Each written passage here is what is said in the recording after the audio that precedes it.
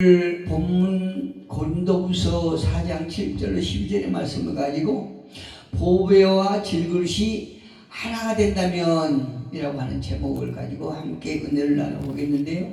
오늘 본문을 자세히 읽어보면 그 핵심이 무엇인가에 대해서 우리가 한번 짚어보면, 첫째로 우겨 싸움을 당하여도 쌓이지 않고 또 아무리 답답한 일이 있어도 낙심하지 않고, 또 세상으로부터 또 예수의 대적하는 자들로부터 박해를 당해도 버리지 않고, 거꾸로져도 망하지 않고, 보배 대신 예수님께서 우리 안에 모시면 만사가 형통한다, 이런 말씀이 오늘 핵심입니다.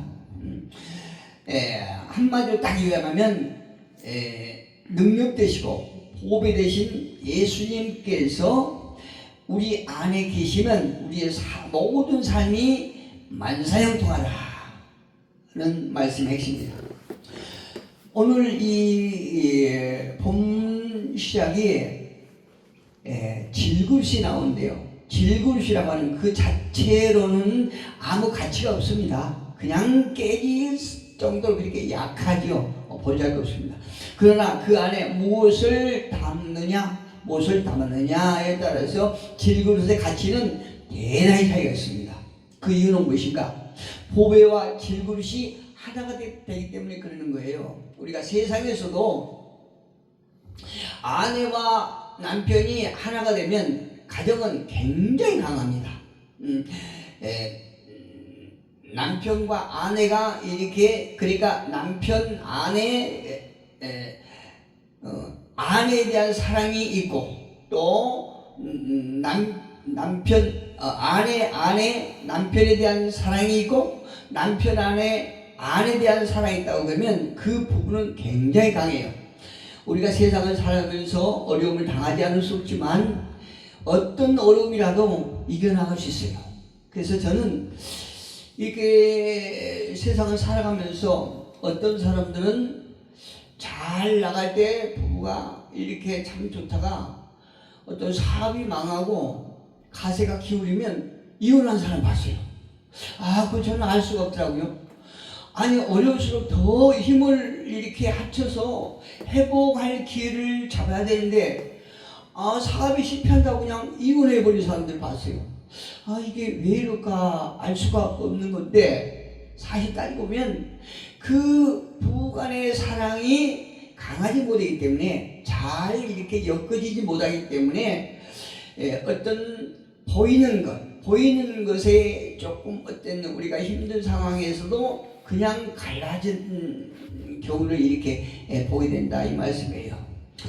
예수님은요, 우리 인류의 죄와 사망을 철폐하시고 부활하셔서 하늘과 땅의 모든 권세를 가지신 보배입니다.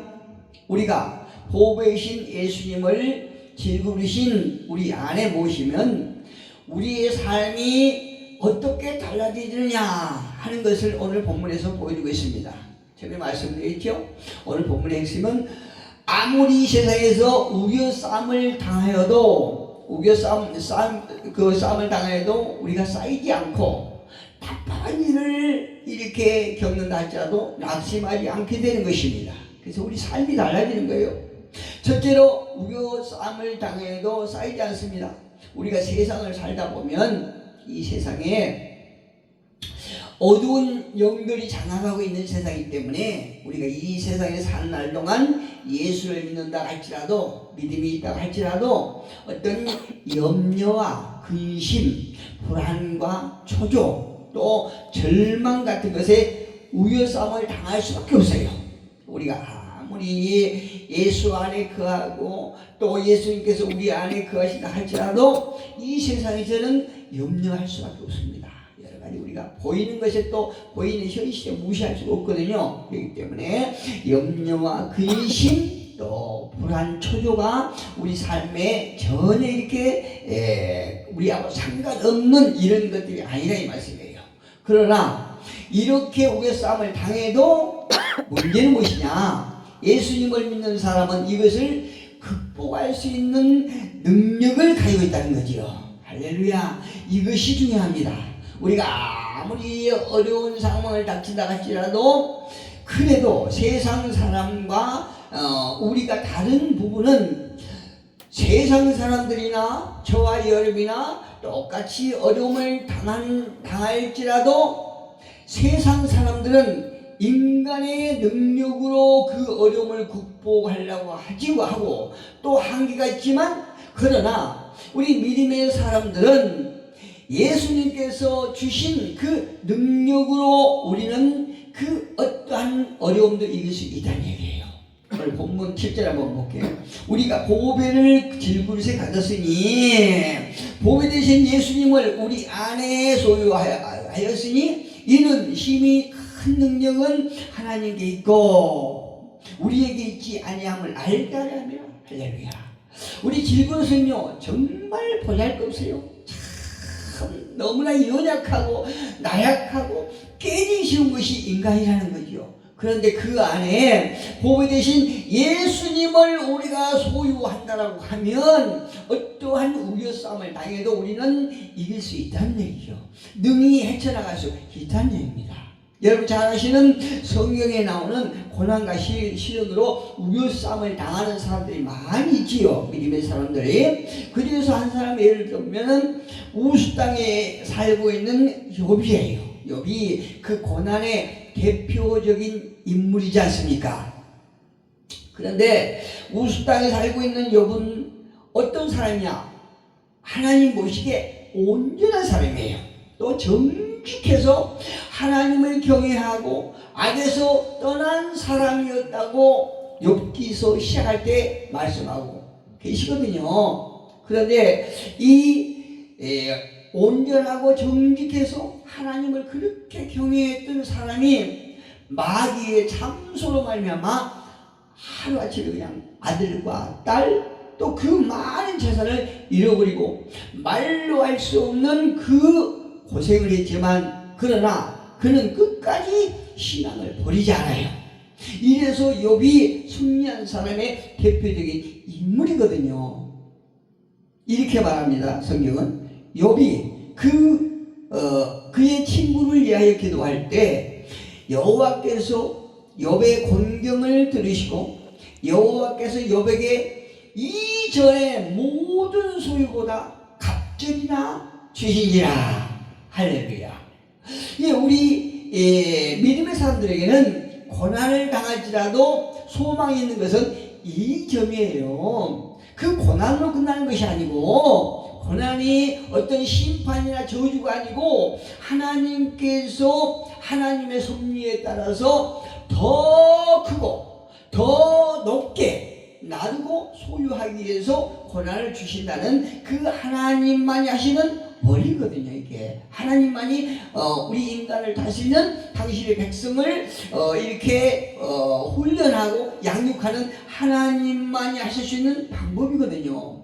그래서 이 욥의 이 어려운 과정 속에서 결국은 완전히 승리하게 되는 그 부분을 야고보서는 이렇게 말해요. 인내하는 자를 우리가 복되다 하셨나니. 인내하는 자. 그래서 우리 믿음의 사람들에게 아주 중요한 덕목은 인내입니다. 인내. 여러 가지 있지만 그 중에서도 반드시 우리가 소유하고 필요해야 될 것이 인내거든요. 그래서 야고보 기자도 인내하는 자를 우리가 복되다 하셨나니 욥의 인내를 들었고 주께서 주신 결말을 보았거니와 주는 가장 자비하시고 긍휼히 여기시는 분이시니라. 할렐루야. 이 자비하시고 긍휼히 여기시는 주님을 우리는 믿습니다. 여기 욥이 하는 얘기를 보니까 야고보가 하는 얘기를 보니까 욥의 인내를 우리는 들었어요. 또 주님께서 그 욥의 인내를 보시고 무엇을 보상하였는지 그 결말을 우리가 성경을 통해서 잘 봤습니다. 그래서 바로 주님은 약속으로 끝나는 것이 아니고 언약으로 끝나는 것이 아니고 반드시 보상해 주신다는 거죠. 하나님께서는 주는 가장 자비하시고 긍휼히 여기시는 분이시다 이렇게 말씀하고 있는 것이에요. 저와 여러분이 성경을 많은 곳에서 우리가 알고 있지만 특히 야고보가 그 말씀을 대변해주고 있습니다. 우리가 사방으로 우겨쌈을 당할 수 있어도 주를 바라보고 인내한다라고 하면 이 기회를 통해서 우리가 어떤 삶을 살게 되는지를 깨닫게 해주는 그런 대목이지요. 헬런 켈러라고 하는 사람은요, 말하기를 이 세상에는 고난으로 가득 차 있다 이렇게 말해요. 그러나 고난을 극복할 수 있는 능력도 가득 차 있다 이렇게 말했더라고요. 할렐루야. 이것이 우리에게 정말 큰 핵심이에요. 이 세상에는 고난으로 가득 찼고 그 누구도 이 고난을 피할 수는 없지만 그럼에도 불구하고 저와 여러분에게 희망이 있고 소망이 있고 능력이 되는 것은 이 고난을 이길 수 있는 능력이 우리에게 가득하다는 거지요. 우리 안에 계신 예수 그리스도의 보배는 성령의 능력으로 이 세상 고통을 넉넉히 이길 힘과 능력을 가지고 계신 근원이라는 거죠. 근원. 우리가 잘 아는 믿음의 사람이 우겨쌈을 당할 때 어떤 역사가 일어나는지 한 사람 더 한번 볼까요? 아람 왕이 이스라엘 선지자 엘리사를 잡으려고요. 혈안이 있는 그때를 얘기하고 있어요. 왜 아람 사람들은 엘리야를 잡으려고 했을까요? 엘리야는 하나님의 사람이에요. 엘리사는 하나님의 사람인데 이 아람이 이 이스라엘을 점령하려고 매번 점령할 때마다 계속 실패하거든요. 누구 때문에? 하나님의 사람 엘리사 때문에. 그래서 엘리사를 잡으려고 이렇게 하는데 잡지 못하니까 전쟁을 할 수가 없는 거예요. 아람 군대가 할 수가 없어요. 그래서 어느 날 엘리사가 도단성에 있다는 말을 듣고 모든 군대를 동원해서 엘리사를 잡으라고 척척 몇 겹을 이렇게 포위했습니다. 그런데 그 다음날 아침에 엘리사를 섬기는 종이 이런 상황을 모르고 일어났는데요. 아침에 일어나고 이 광경을 보고 깜짝 놀라고, 이야, 이제 우리는 보관했던 지구나 완전히 우리는 개죽음했다 이렇게 한탄하고 있어요. 빨리 그냥 엘리사 앞으로 달려가서, 엘리사요, 온 산에 아람 군대가 꽉 차 있습니다. 이제 우리는 꼼짝달각 없이 도간에 든지로 완전히 죽고 말 것입니다. 혼미백산하고 어찌하지 뭐라. 이런 종을 엘리사가 보면서 그렇지 않다. 우리하고 같이 있는 분이 아람 군대보다도 훨씬 많다. 하나님이요, 이 청년의 눈을 뜨게 해주옵소서 하고 하나님 앞에 기도한 거예요. 엘리사가. 이 하나님의 군대가 아람 군대를 능히 이기고 남을 수 있는 그 군대가 있음에도 불구하고 엘리사를 섬기는 종은 그걸 보지 못하고 있는 거예요. 그래서 즐거움을 하고 있지 않습니까? 그래서 안타까운 나머지 엘리사가, 하나님, 이 청년에게 하나님의 군대를 볼 수 있는 눈을 뜨게 해주세요 기도하니까 그 눈을 딱 뜨게 해요. 우리가요, 믿는다고 하지만 때로는 하나님을 신뢰하지 못하기 때문에 허겁지겁 그냥 동서남북 발짝발짝 뛰고 난리가 나요. 겸손하게. 하나님께서 그걸 보시고 무슨 말씀 하시겠어요?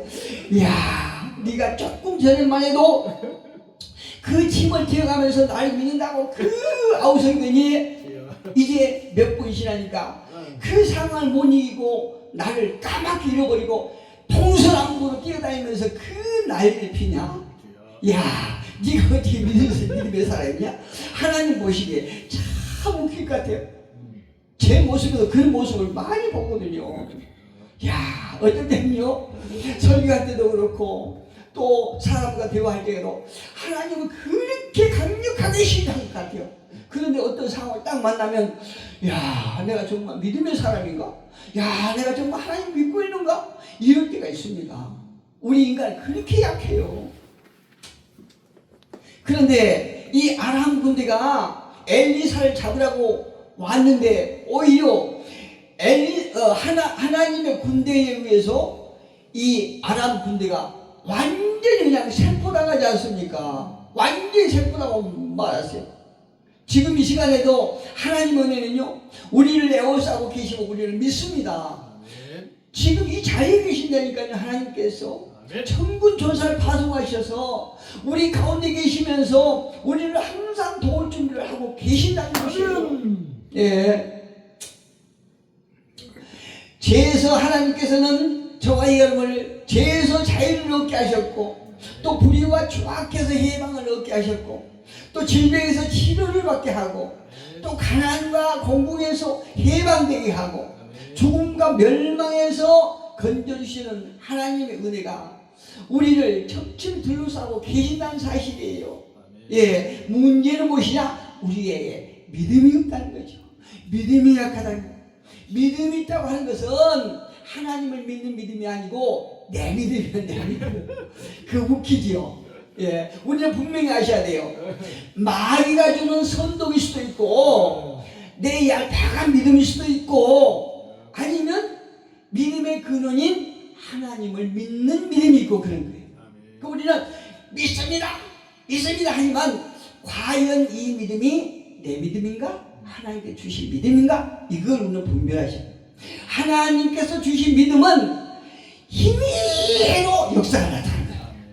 예, 손바닥만한 구름을 보는 그 시각이 있지라도 하나님은 역사를 하신다는 거죠. 그런데 내 믿음은 아무리 천둥 소리 같이 그냥 우렁차게 한다 할지라도 내 믿음은 그대로 끝나는 거예요.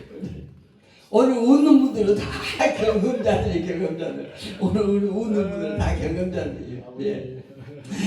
그러므로 그 무엇도 저와 여러분을 쉽게 점령할 수 없어요. 그 하나님께서 우리를 싸고 계시기 때문에 그 어떤 악한 것도 어떤 어두운 것도 우리를 점령할 수 없다는 얘기예요.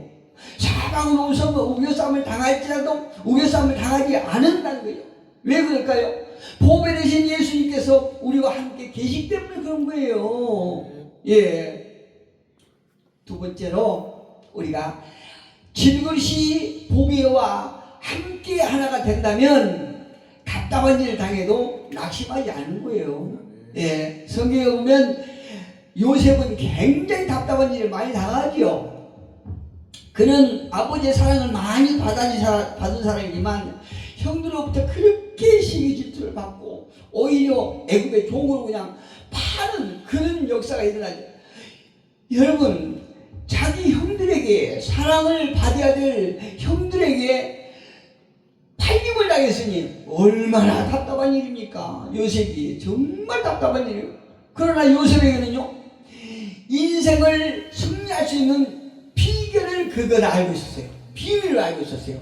무엇입니까? 하나님을 열심히 믿는 거죠. 예, 자기를 부인하고 하나님만을 믿는 것이 요셉이 승리할 수 있는 비밀이었다니까요. 하나님께서 요셉과 함께 하시기 때문에 보디발의 집에서 하는 일마다 잘 되는 역사가 일어나지 않습니까? 이게 복의 통로예요. 저와 여러분이 하늘에 있는 복의 통로가 되기를 예수님으로 축복합니다. 아멘. 예, 그래서 보디발은 요셉을 자신의 집 총리로 발탁을 했습니다. 하나님께서요 우리 안에 계시기 때문에 답답한 일을 당하면 당할수록 좋은 일이 일어나는 거예요.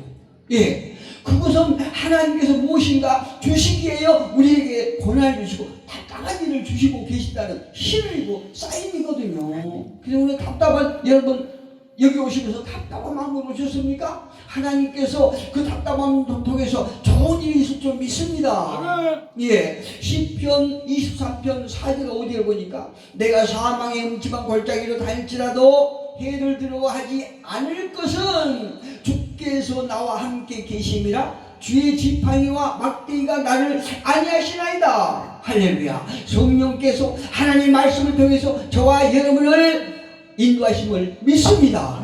5절을 보니까 주께서 내 온세 목전에서 내게 상을 차려주시고 우리가 고난받을 때요 사단들이 얼마나 조롱하고 비웃겠습니까? 그런데 그 악한 사단들 앞에 하나님께서 저와 여러분에게 진수성찬을 차려주신다는 거예요. 그렇게 말씀하세요. 주께서 내 온세 목전에서 내게 상을 차려주시고 기름을 내 머리에 부으셨으니 내 잔이 넘치나이다. 할렐루야.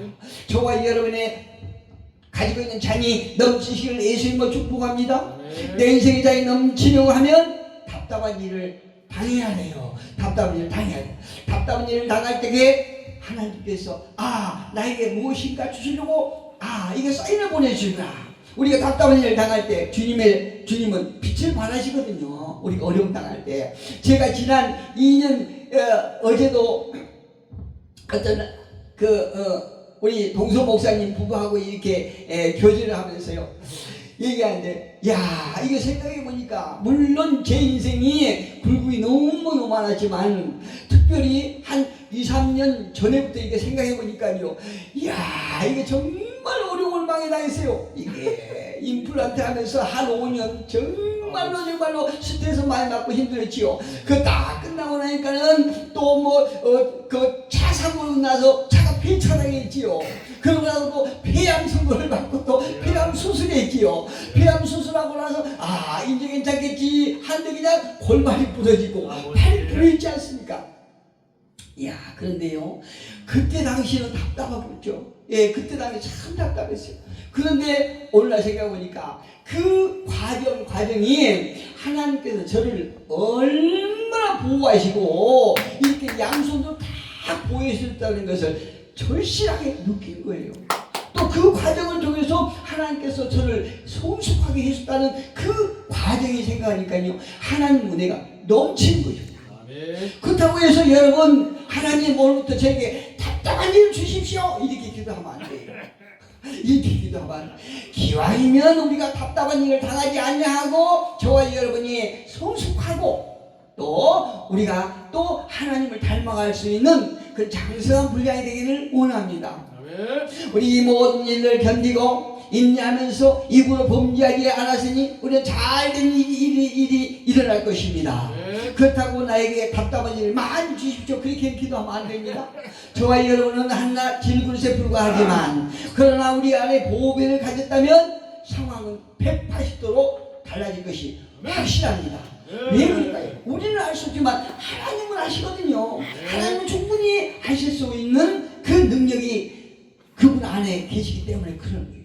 저와 여러분 안에 예수의 능력 잘 소유하셔서 우리 삶이 강건하고 풍성한 삶이 되시기를 예수 이름으로 축복합니다.